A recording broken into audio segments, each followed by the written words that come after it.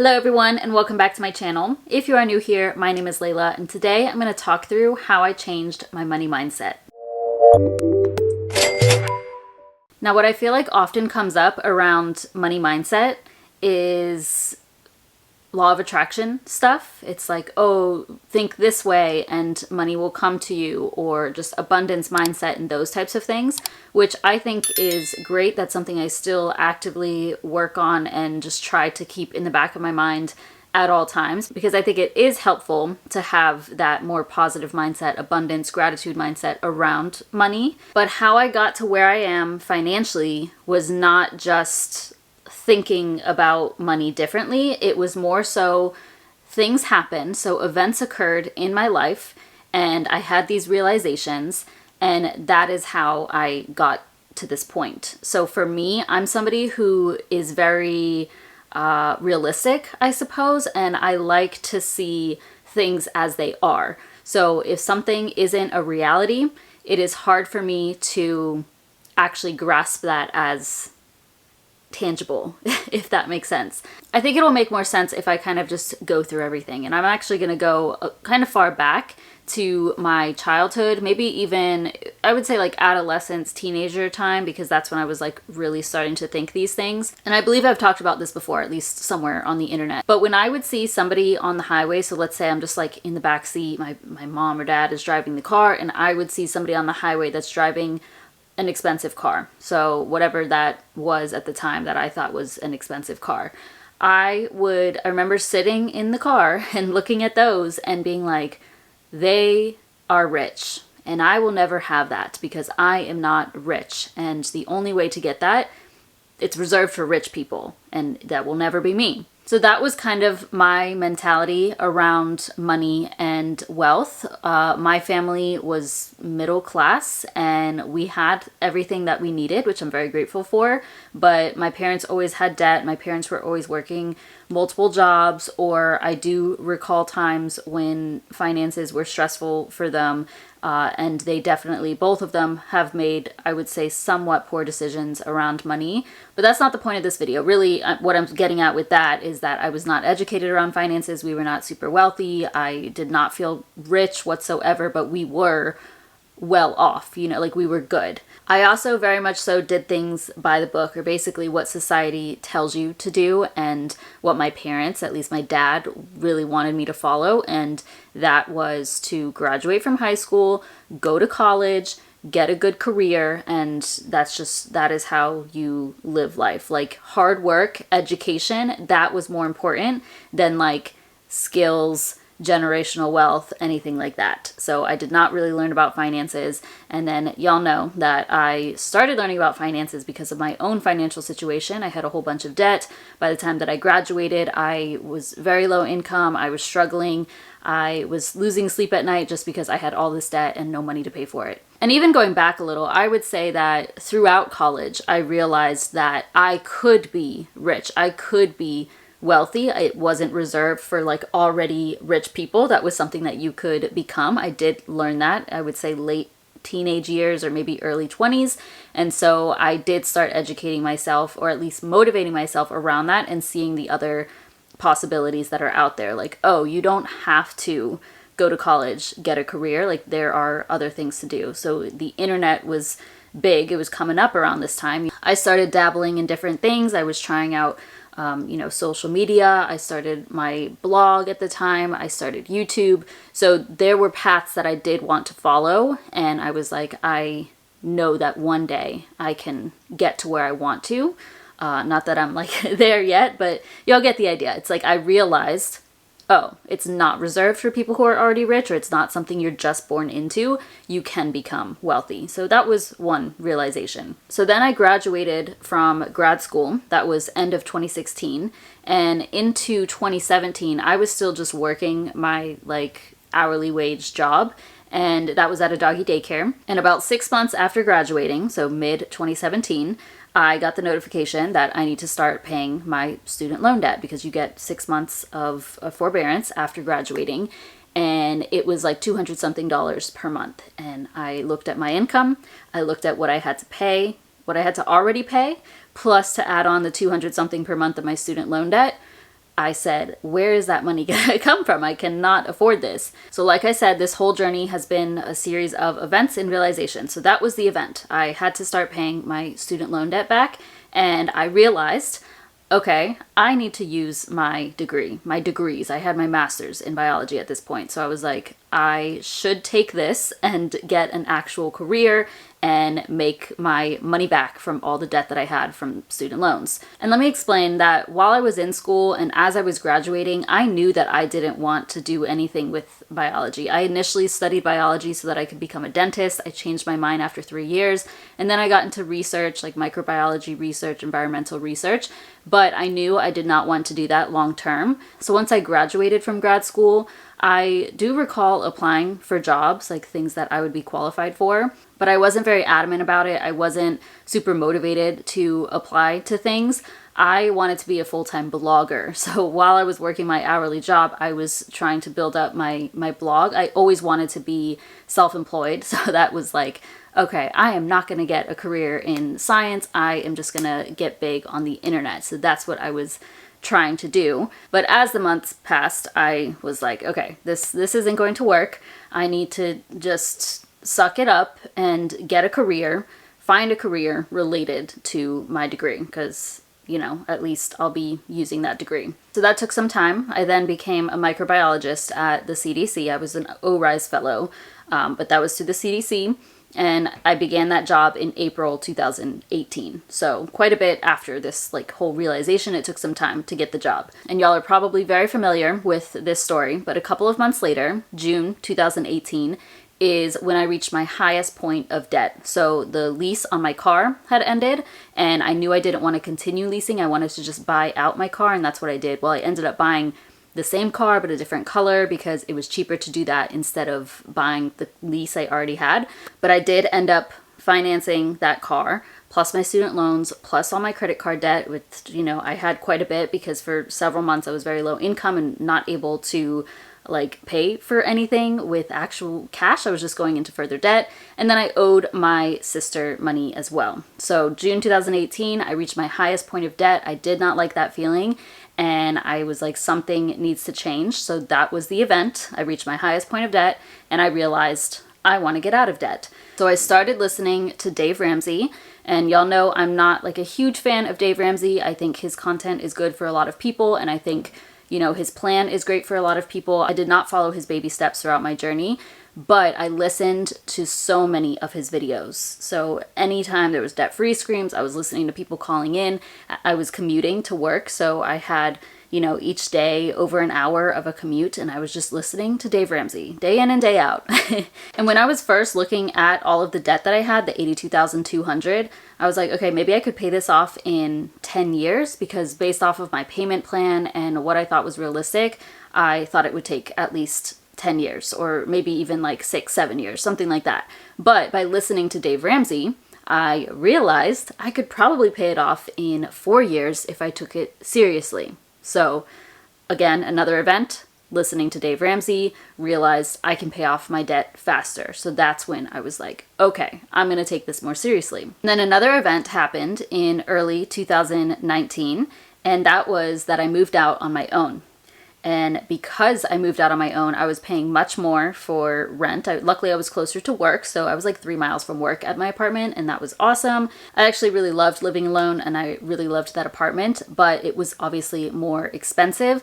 So because it was more expensive, I knew I had to get even more serious about my debt-free journey. I couldn't just spend my money like I was while I was living with my sister, because I was living with her before that for 5 years in a townhome. And I was doing the math on everything. Like, okay, this is going to be my rent, my utilities, here's how much I spend on groceries, blah, blah, blah, blah, blah, like listing all of my expenses. And that's when I started like budgeting and tracking more seriously because I knew I had to. I had to get more serious about debt payoff so that I could even afford to pay my rent. So yes, for me, that just really pushed me to be better. I also found the Choose FI podcast in 2019 and listened to that from the beginning. So I spent hours and hours just listening to podcasts while I was driving, while I was walking, while I was working. Anytime that I could, I was listening to Choose FI, and I learned so much. So I guess that's another event, like finding that podcast, because honestly, Choose FI shaped many of the decisions after that. I learned about the FIRE movement at some point in maybe 2018, 2019, and that led me to Choose FI. And yeah, that's when I realized I did want to go down, like follow the FIRE movement to some extent, or at least just learn more about it. And I'm so glad I did, because that is how I started taking it even more seriously and just making more progress on my debt. I was learning more about investing, learning about saving. I started investing more. I started saving more while tackling my debt, with the most of it was focused on paying down my debt. But yeah, all of it kind of just progressed one after the other. And then late 2019, I started this YouTube channel. I just wanted to document. I did want to monetize things eventually, but for me, it served as a huge source of motivation. And I was showing y'all on a monthly basis how much I was spending, all my money, where it was going, how much debt I was paying down, tracking my progress, and that held me accountable. Looking back on this, it's crazy how everything happened so quickly. So then we got to 2020. We all know what happened 2020. We had a worldwide pandemic, which is just crazy to think about. COVID was an event that really shaped me as well, because I could no longer go to work physically, was not allowed to go to work. I was still at the CDC. I was still working remote. They call it telework in the federal government world. But I was working on the computer. I was basically like taking science courses, writing some of my research paper of the research I've already done. But any research that I was doing in the lab, I was not able to continue because we weren't allowed to go to work. And then I was part of a COVID response. So that was just like emails from hospitals and such, and getting those questions to subject matter experts at CDC, and then responding back to the hospitals and doctors and all of that. So I did that for some time. But all of 2020, aside from a few days, I got to work from home. And that was eye-opening for me. I was like, I love this. And I know 2020 was a bad year for a lot of people, but for me, it was one of my favorite years. Just what I remember from that is just like taking walks, spending so much time outdoors. Obviously, I didn't like all the things going on with COVID, but I just remember really enjoying my life at that point just because of the circumstances. So that event, the pandemic, made me realize I would really love to work remote. I started feeling anxious. Like, I had no clue when we were going to go back to work, like actually physically go to work, but I felt so much anxiety around that. Like, when is it going to happen? Because they couldn't tell us anything, you know? And I already felt dread about having to go back to work. So the year continues. We get into 2021. I am still listening to Choose FI at this point. I'm going on all those walks, still listening to Choose FI and other financial podcasts. So just still continuing to learn, pay down my debt, invest money, all the things, create content. And I wish I had taken content more seriously that year, actually. Like, I wish I got on TikTok. I wish I was posting more on YouTube. I would probably be a lot further now, but hey. Early 2021, I listened to a podcast of Choose FI that mentioned the Talent Stacker program. So that was an event that made me realize I want to work remote. I could do this. So I enrolled in that program and started studying Salesforce. Now, something else that occurred in 2021 was I got sick. So I didn't know what was happening with me, but many of y'all are familiar with my story if you watch my personal channel, but I was eating, everything was going right through me. I had a couple of surgeries. I'm not going to get into details, but it was not fun. I was very depressed. I got depressed very, very quickly because of my health situation. And I was practically crying every single day of 2021 and just constantly sad and stressed. And then I was still studying, though, in the Talent Stacker program, studying Salesforce, working on getting certified, started a volunteer project, all of those things, while still being really sick. And in 2021, we did have to start going back to work. So my team at the CDC, we did start doing research on COVID, and that was a big thing too. I did not enjoy it. So I was a microbiologist, but we were doing molecular biology work very heavily, and I didn't enjoy it. I didn't want to do COVID research. There were some like vaccine requirements, and I'm not going to get into the details, but I didn't really like where things were headed with what I was doing. I just knew that I needed to take the Salesforce stuff seriously if I wanted anything to change. So yeah, there was kind of just a lot going on with 2021, but by getting sick, I was using the restroom a lot, so I would eat and like just practically everything would go through me, and because of that, I would like stop eating. I lost a lot of weight. I would not eat before going to work, that type of thing, because I was afraid of using the restroom 10 times a day. That event of getting sick, I eventually got diagnosed with Crohn's disease. That was in September of 2021. And that event really affirmed for me that I want to work remote. You know, I was still very sick throughout 2021 as well, so it was pushing me even more because I just wanted the comfort of my apartment, the comfort of my bathroom, and not have to worry about that at a physical location at an office. And it took some time. I did get my Salesforce admin certification. I was applying to jobs, having interviews. I gave up at one point. I was really scared of like not having good health insurance because the CDC had really good health insurance. So I was like, I'm not going to do this because now I have Crohn's disease and it's scary. So I gave up for some time, but I was like, no, I really want to do this. I want to work remote and I would like to get into tech because I want to make more money. And I want a 401k and these types of things. So I continued to persist, and then I landed a Salesforce job early 2022.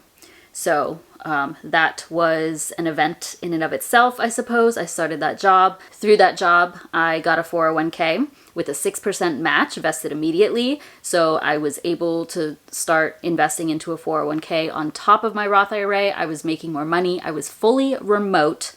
And it was just like, oh, I made my dream come true. It was not really like a dream job of mine, but it was something that I was like, I'm going to do that. And I did it. So that was the event. And I realized I could do it. I could make more money, so on and so forth. And that's honestly kind of where things end as far as the events and realizations go, because I was making more money, spending less money by being fully remote. And I was able to save, invest, pay off my debt. I became completely debt-free in 2023.